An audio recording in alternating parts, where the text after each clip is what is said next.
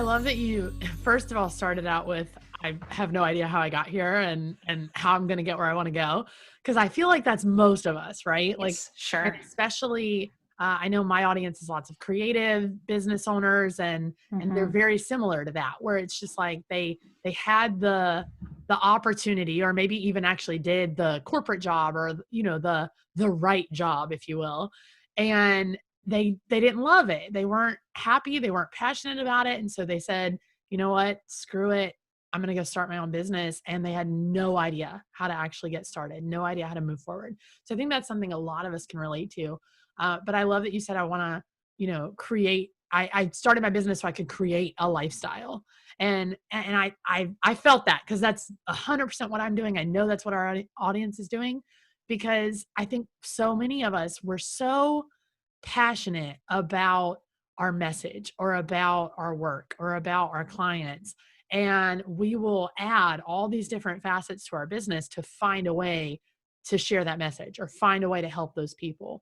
So I definitely think that's something that we all can identify with. And I love that in your story. I feel like no matter how many women we have on the show, I feel like all of our stories kind of have that one sort of similar underlying factor, that we weren't going to be happy in the corporate world.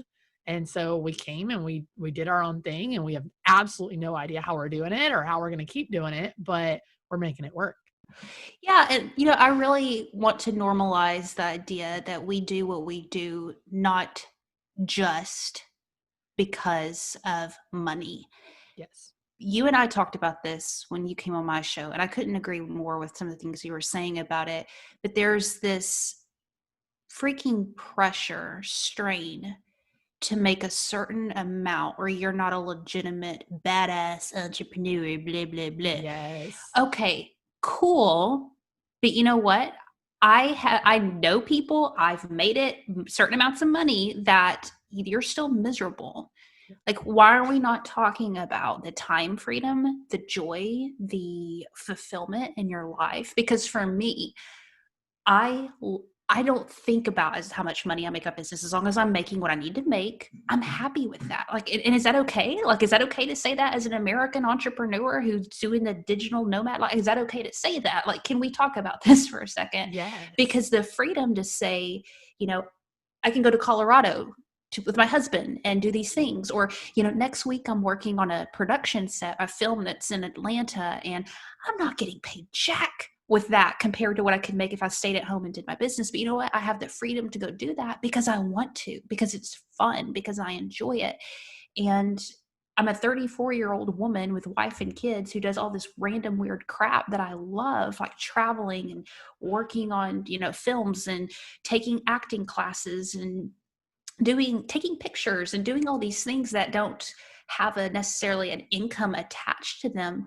But since I make money in my own business, I don't have to worry about getting paid to do some of these things, because I'm making money on my own. Now, could I make more if I got rid of some of these extra activities and traveled less and didn't work on, absolutely I could, but I don't want to. And so I think sometimes you got to ask yourself that, am I making, wanting to make this certain amount because that really lights me up, even if no one knew about it? And that's a good question to ask yourself. What would you be doing if no one was watching? If no one knew you, if no one would ever know, what would you do? Would you spend all of your time trying to figure out how to scale and make extra money? Cool. Or would you figure out how to make just enough so you could have a bunch of time and go and create crap and travel and spend time with your family and go to a comedy club or whatever it may be? Like, there's a lot of judgment and pressure on entrepreneurs. I think too, especially women, because we feel like we have to prove ourselves to be like a 6-figure badass, 7-figure badass, scale this badass. You know what I mean? Like, get over it, dude. Like, are you happy? Anyway, I'm done. I'm sorry. Yes. No. Yes, please keep going. Oh my gosh. Let's dig into that a little bit for a minute. Let's dig into that, because I love it. I love it so much. What is your advice to, because I know we've got kind of, my audience is a lot of people who are sort of just starting out, or they're a couple years in, but they've made those pivots, that you inevitably make in those first couple years. What's your advice to them to, I think a lot of them are very much like me. When I started out, it was like, oh, I got my business. I love it. I'm here for it. Yes, let's do it. but then you get a couple months in or a couple years in, and you don't feel like you're really making the money you wanted to make. Because let's face it, you wanted the money from the corporate job. You wanted the money from the stable, secure, thing. But we wanted the freedom and the creativity of running our own business.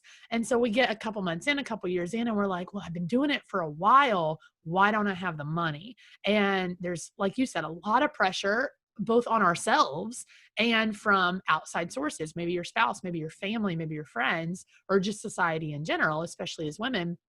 And so what is your advice to them when they're kind of in that stage where they know they're passionate, they know they love what they do, but they're kind of thinking about, going back and taking that other job for a little while, or adding something that they're not really in love with because they feel that pressure? Sure, dude. Yeah. Well, first of all, let's just normalize that we've all felt that way before. I think there's going to be several factors. My initial gut response is raise your prices. I think that, especially if you have a service-based freelance type job, then if you are so busy that you're kind of paddling and struggling, then that's a sign you need to raise your prices. If you ever it's coming out of your mouth, I'm so busy, I'm so stressed, I think that's a sign that there's not a lot of boundaries there. And so figuring out, okay, why am I so stressed? Why am I so busy?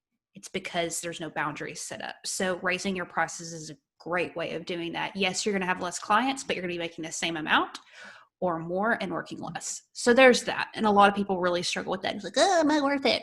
Well, you are. So there's that piece. I think going back to what people ask you about the most and stop overthinking it, I think is the most important. What do you get asked about constantly? And when people have hired you or bought your services, what was that thing? A lot of times we want it to be, I want to get paid, I'm just going to throw something out there, to be a motivational speaker and life coach women on confidence.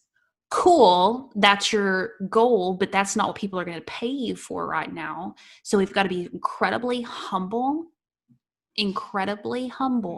to do what we need to do to create space and resources and leverage to do what we want to do long term. So if that means that you're editing somebody's podcast right now, that may not be what you want to do, but do what you need to do. That's a part of the work and a part of the grind, and be working towards what you really want on the side.